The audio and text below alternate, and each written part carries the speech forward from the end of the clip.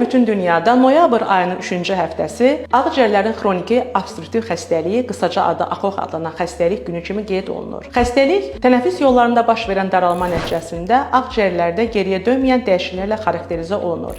Xəstəlik xroniki xəstəlikdir. Bu xəstəlik ən çox siqaret çəkən insanlar arasında, ekoloji mühiti pis olan ərazidə yaşayan insanlarda rast gəlinir. Xəstəliyin əsas əlamətləri tənəffüs darlığı, sinədə sıxıntı, öskürək və fiziki aktivlik zamanı baş verən tez yorulma, yorğunluq hissidir. Xəstəlik Ümumdünya Səhiyyə Təşkilatının apardığı araşdırmalara görə 2030-cu ilə qədər ölüm səbəbləri arasında 3-cü yerdə olacaq. Bu günün əhəmiyyəti bütün insanların bu günün fərqində olmağa nəzər yetirmələridir. Xəstəlikdən qorunmaq üçün ilk növbədə siqareti tərk etmək lazımdır və sadaladığımız şikayətlər sizdə baş verərsə, həkimə müraciət etməyiniz, spirometriya adlandırdığımız müayinə testindən keçməyiniz tövsiyə olunur. Sizin hamınıza sağlam olmağı arzulayıram.